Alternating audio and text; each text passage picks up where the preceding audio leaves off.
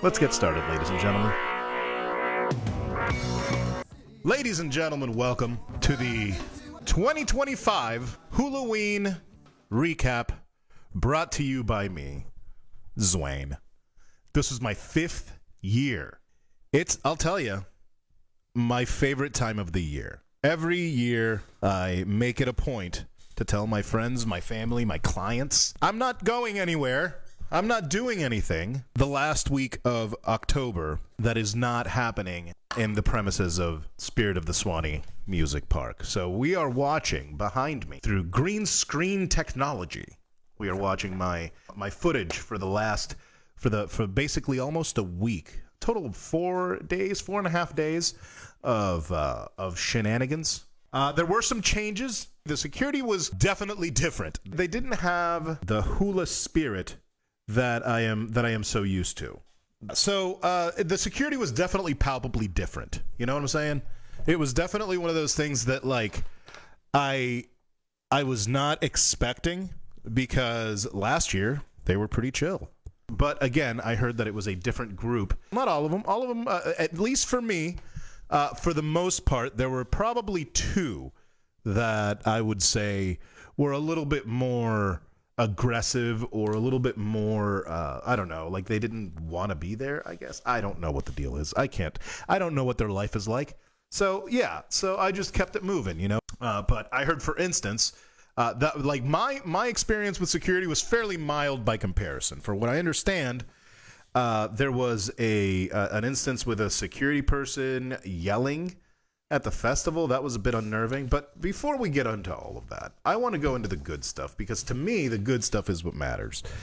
And the good stuff, for me at least, is the bands. I go there for the people as much as I do the bands. I know that I'm going to find some music I like, and it's going to be fine. So that's usually the mentality I go into it. I go, hey, who is all going? Are my friends going?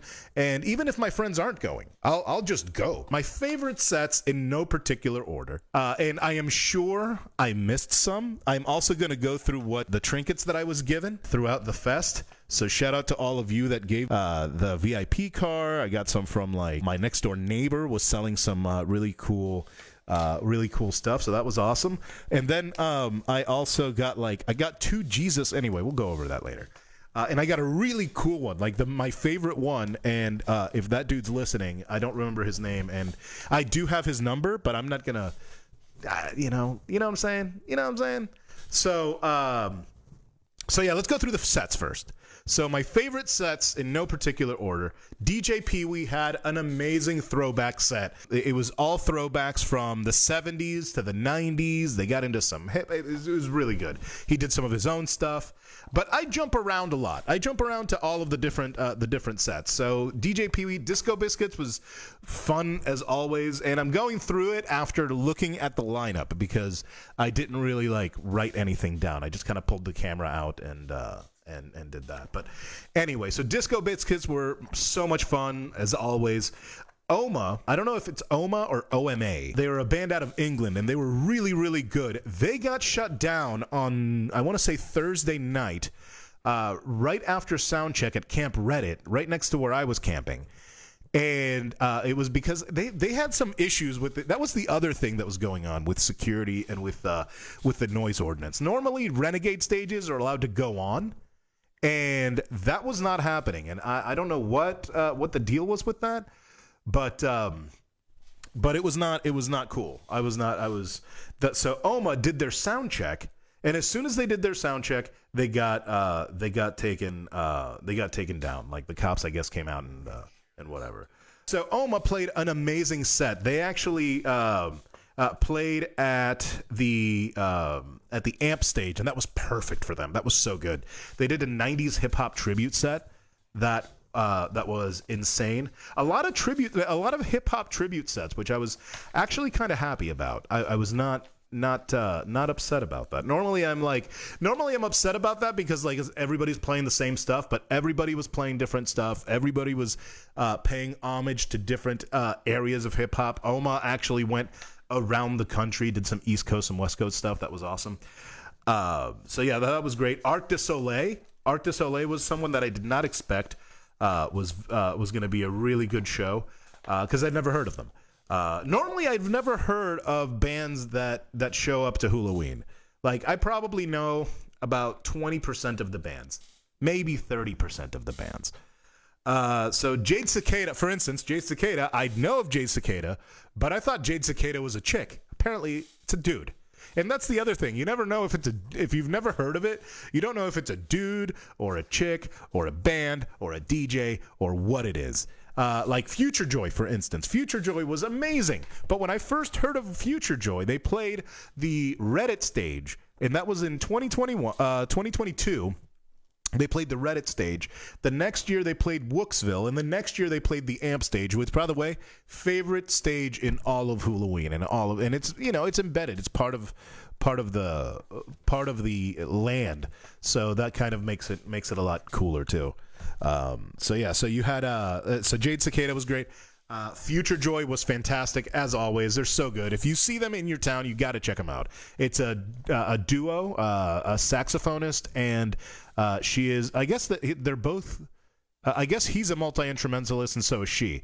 She's a singer and a producer, and anyway, they're a music group. It's one of those things where it's not just guitars, bass, piano, and drums anymore. And they are phenomenal. They're very hype. They're very like party. It's great. They do remixes of popular songs, which is great too. Glass Beams I had never heard of, but they reminded me of. They have this Middle Eastern guitar sound, and they reminded me of that band Crumgum.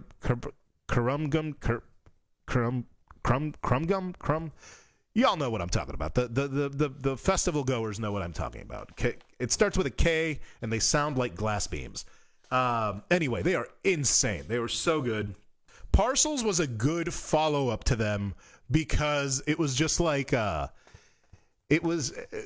so I wouldn't call Glass Beams heavy, but I wouldn't call them light either. I would call Parcels very light and melodic and just a very beautiful music. Perfect music for like chilling after so much high energy music, because it was Saturday night, which is the main set, and the main set is the best way that I could explain Hulaween in general is my buddy called it Disney for Disney for adults. Disney for children. It's Disney for adults. And not only is it Disney for adults, I feel very similar. I guess I'm an atheist, so whatever. Spiritually, for the lack of a better term, I feel the same way that I did when I went to Christian camp, except not doing Christian things, other than dressing up like Jesus a lot. I dress up like Jesus when it's warm, and I dress up like Maui from Moana when it's hot. If you have another idea for a costume for me, I will consider it. It has to fit aesthetically. It has to fit me. It also has to be like conducive to being comfortable. I'm not carrying a lot of shit. Like a hook from Maui. That's about as much carrying shit as I'm gonna do. Jesus has a couple of keffiyehs, and I always wear those because keffiyehs are great. Free Palestine. There was a Palestinian acknowledgement at the House of Lost, which was great. So. Big fan of that. Every couple of years, J-Rad shows up and they kill it. They are perfect for like a Sunday set for me. They're a lot of fun. A lot of hippies dancing and stuff. It's very cool, man. Just a really nice time. Right? A nice wholesome time. As wholesome as you could have in a place like that. Disco Lines was great, and I expected them to be more full just because that song No Broke Boys is fucking everywhere. And so I figured they were going to be the big draw, but it turns out Zed's Dead was way more packed than Disco Lines, which I found interesting. Diggable Planets. Diggable Planets was a bucket list band for me to see, and I am so friggin' glad I got to see them. They were so good. A blast from the past. I mean, I grew up listening to them, so this was definitely a bucket list show. I'll be playing some Diggable Planets this weekend at West End. Hashtag shameless plug. I'll be at West End tomorrow, Saturday at 10 p.m. So hopefully I see you there. Frank Moody is going to be at Pigeons is going to be here, but Frank Moody was one of the best sets of the weekend for me, hands freaking down. It was so good. They're just so funky. They're so funky, and I've never heard them talk, so I didn't know they were British. or at least one of them is Brit. One of the guys on the mic was British, so I guess they're British. I have no idea. Pigeons playing ping pong. If you ever get a chance to see them, if you are into funky music, you have to check out Pigeons playing ping pong. I've seen them, I don't know, 5 times at this point, and I'm super glad that they are coming to Sanford in a couple of months. So I think in March. Maybe no, it's definitely March. It can't be November because we're in November now. Zed's Dead. Zed's Dead playing at the same time as Parcels was a lesson in contrast because you had Parcels, which was just like the perfect music to just look up into the sky and like watch the lights and like it was just a perfect chill time. Because the rest of Saturday night is wild. So you go over to Zed's Dead over at the Amp stage, and holy crap. That was a fantastic set. He did a great remix of Closer. And the lights at the Amp stage are always on point. Tape B and Mersive doing a back-to-back. Oh my God, dude. That was great. And then Mersive and did a set, and then so I think it was Mersive and then Tape B, or Tape B and then Mersive, or Tape B. I think it was like Tape B started, then Mersive came in, and then they did a back to back, or they did a co DJ set. Excuse me, and then they went from that to Mersive playing the closing set, I think. West End was there. Speaking of West End was there, and that never disappointed. Merry Drop-Ins was amazing and perfect for the Amp stage. Wonky Willa was another one of my favorite sets, perfect for the Hollow stage, and I really liked his visuals. His visuals were a lot of fun. I like normally I'm not into the gimmicky stuff like that, but I was a big fan. And now we're back. Back at it like a crack addict. All right, here we go. Let's do this. What's next here? So Wonky Willow was really awesome. Dr. Fresh. The first time I've heard of Dr. Fresh was actually with a Tape B back-to-back that he did at Times Square with Tape B. And it sounded awesome. It was a great set. So obviously I had to check him out. He was at the Amp stage, which is, again, favorite stage at Swanee. So it was energetic. It was insane. He kept picking up the wrong mic for some reason, but at the end of it, he fixed it. I think he might have thrown the microphone. I'm not sure.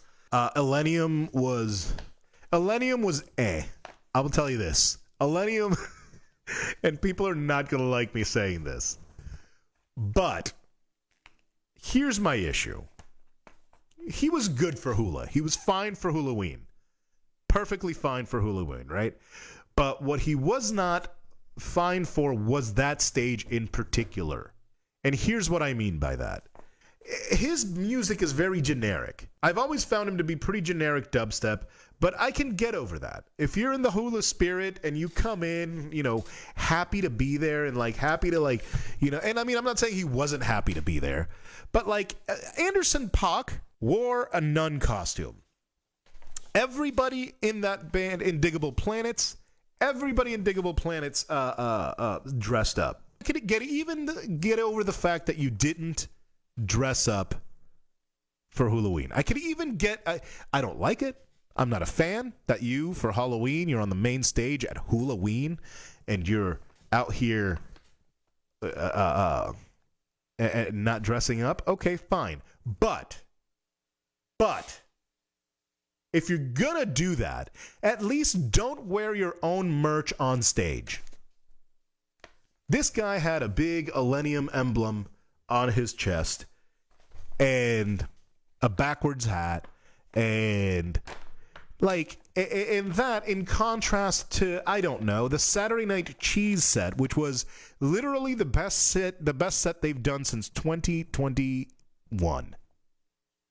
And I'm also mad they used basically all of the fireworks for him instead of Cheese. I mean, Cheese deserved more fireworks. And the reason that they didn't get better, that it wasn't as good as 2021, is because 2021 had fireworks, and it had the animals floating through the crowd. But they did have performers at front of house, and they had there was a lot of suspension, a lot of rope suspension, which was really awesome. It looked really good. I was very impressed with the set. They did just a phenomenal job. Like, I was the set that they did in 2021 is the only set that I can think of that was more Instagrammable, I guess you could say. That was like it was just so good. That picture of the animals floating through the crowd. Let's see. Now, the changes in security, like I said, were palpable. I heard that medical was top notch, and thank God. But also that some of the volunteers were new, not in medical, but in other places, were not from previous years. They didn't want people from the old guard, I guess. I don't know how true any of that is. All of that stuff is hearsay from what I understand. But that she said, like I said, best in the last few years. There were no big inflatables. And the House of Lost. Oh my God, dude. The House of Lost. So the House of Lost was amazing as usual. They had Zeta Play, which is a punk band out of, I believe, Venezuela. But they're amazing. I love those guys. They were the backing band for the co-defendants for I don't know if they still are, but anyway, they're part of the co-defendants family. Very cool that they played there again. House of Lost had an emo night that was also really, really good.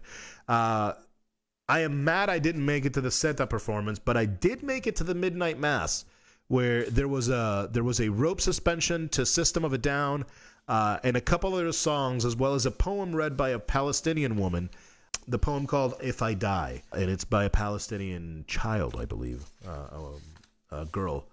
And so, yeah, I was in the crowd dressed as Jesus, ironically enough, with wearing two keffiyehs. You wanna cover your face sometimes with all that dust.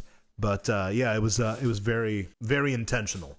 It's a very touching poem. If you get the chance, look up the poem If I Die. I can't remember the author. At the end of it, she exclaimed, free Palestine and glory to the martyrs. And it was a very heavy time for me to like just hear that on a stage in a place that like I hold so dear.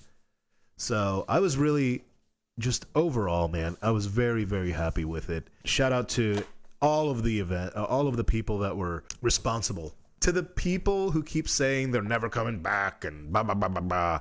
I'm sure we'll see some of you next year. And to the Hula staff, everybody from Paul to Berg to the medical to all the artists to the media team. The media team, bro, those guys are ninjas. Y'all are ninjas. Like, you took pictures, and I was there for that. Where were they? And so, yeah, no, they are on point. So shout out to the media team, and honestly, to the people picking up trash. I love the fact that the Hula family, like the Hulaween family, is so expressive about their gratitude toward people that are picking up the trash and cleaning the porta potties and the locksmiths, and I mean just everybody that is making the place better and safer and more sanitary and less dusty. The people running around with the water.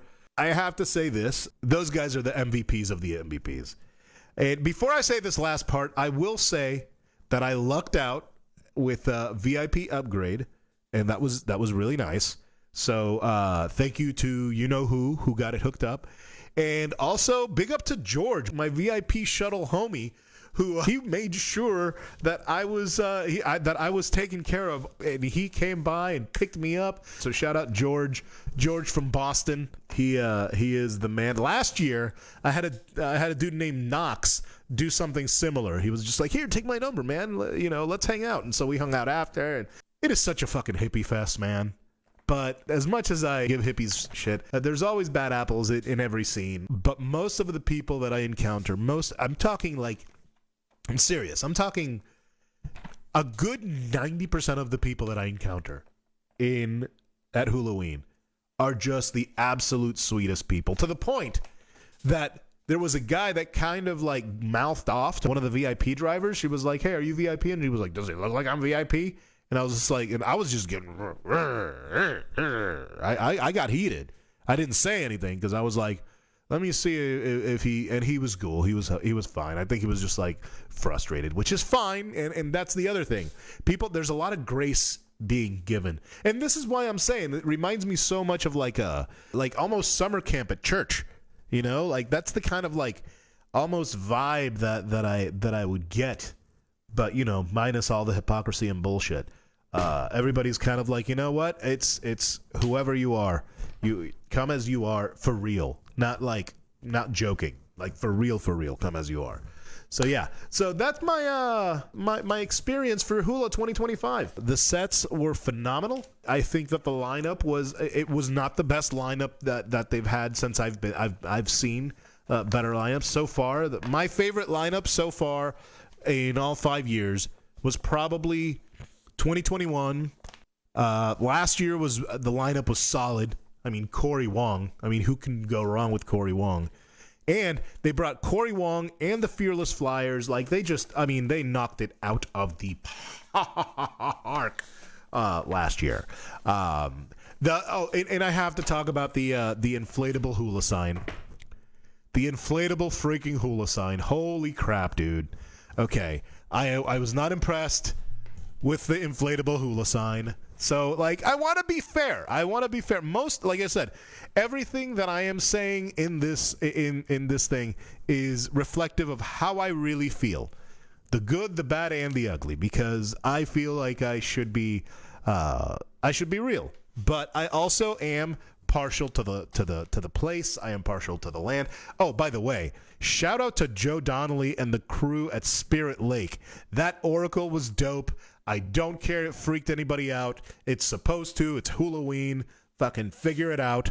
But Spirit Lake, my God, dude. Spirit Lake looks so good. Look at that. Like everything was so top notch.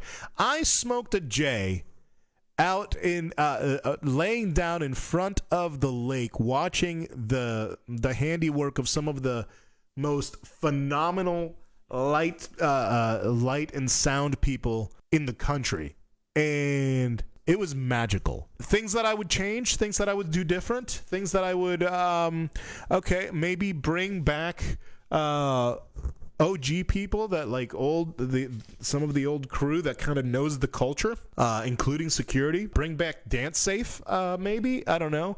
Bring back Frick Frack Blackjack. Would love that. Would love to see that. To any festival. This is what I'll close with.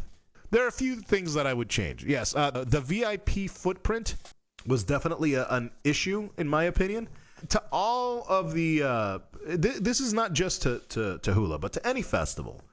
I implore you to take care of your GA people. It's fine. It's fine to have some extra perks for some extra dough, but the real diehards will suffer through porta potties. They'll suffer through walking a million miles and even less than pleasant security. But once you start taking stuff away from GA and making it VIP only, you're gonna piss off your base and ultimately kill the fest. So that's what I would give. That's the only piece of advice that I would give. Aside from that, you guys are fucking awesome. You guys know how to put together a fest. Anything else that I would give as input is merely my own taste. But like, last year, by the way, Tipper. How did I forget Tipper? Last year was a solid set. So to be fair, last year was a solid enough set that it was hard to beat. I believe Lettuce was there that year too. Lettuce didn't play this year, did they? Anyway. Let's close it out with some trinkets that I got. Okay, so I got 2 Jesus pieces, not to be confused with Reese's Pieces, because they're not edible. I got a couple of stickers. There was a dude that was passing these by on, I believe, Sunday. Why am I showing it to the microphone? I'm an idiot. You can tell that I'm a little bit ripped. Here we go. Let me see. Let me find what else did I? So, okay. Let's start with the Jesus pieces. So we got 1 Jesus piece, and then we got 2 Jesus piece, right? And then we got, let's see what else we got. We got a little turtle. A little turtle. You see that? You see that turtle? That's a turtle. It's a little cool little turtle. Oh, we got this this little sticker. This nice little sticker, designed by one of the dudes out there. Shout out, dude, from Sunday at JRAD. I believe he gave that to me at Joe Russo's Almost Dead. And I got this custom Hulaween 2025 made by a concert goer, a Hulaween goer. This I'll wait. I'm going to save this one for last because this one's actually very special. It was really, really nice. And I'm not allowed to say who gave it to me because they're not on social media, and they do not want to be revealed. So had a really good conversation with him. Very cool. Know nothing about the guy. Barely remember his name, but gave me something really cool that was very custom that he made with his homies. So shout out to him. But then I got another this little thing, this little fish. This little green fish thing. That was pretty dope. And then little mushroom thing. I think I got this one from one of the VIP shuttle people. They were just like, hey, here, have one. This thing I bought from my neighbor. It's made out of wood, and it says Hula 2025. So that was pretty dope. Let's see here. I was given this while I was dressed as Moana. So Maui from Moana. That was pretty cool. And then what else was I given here? Oh, this little finger thing. I was given this while I was at I think Frank Moody. I think it was at Frank Moody. So that was really cool. And then I was given this sticker. Hula 2025. The dude designed. These guys designed it. It was a group of like four bros. They seemed very kind of. He seemed like kind of a dude that grew up with bros, or maybe it has been broed up, I guess. But he has a bro trip with the with just the guys. And they made these little trinkets that they only gave to certain people because this is not cheap. It's heavy. And it says, Happy Hula from Black Adam and BCAP. I'm assuming that's not their government names. Yeah. And so it says, Happy Hula. And it's this. And it's a pin that has an actual, like a diamond in the middle. Now, I don't know if it's cubic zirconium or if it's one of those like lab-grown diamonds or if it's fake, but it looks really cool and it's very, very awesome. So, I'm very, very thankful for these. I have like little Ziploc bags with all of the trinkets that I've been given for every Hulaween. So, these are going to go in the Hulaween 2025. Oh, and then my buddy Amit, shout out to Amit. Yeah, he gave me a little Rubik's Cube. A little Rubik's Cube. It's not, I don't think it's, oh, it is is it functional? Holy shit, it's functional. Oh, dude, thanks, Amit. You're the man. So yeah, oh, dude, how could I forget? Shout out to the freaking Shire. I showed up and part of the Shire was there, so I ran into so many people. There were a few people that weren't there. There were a few people that weren't there that were normally, and hopefully we will see them next year. But that was a great time. I'm very glad, very happy. Thank you to the entire Hulaween crew for making it magical as per usual. And honestly, I'll see you guys next year. Peace.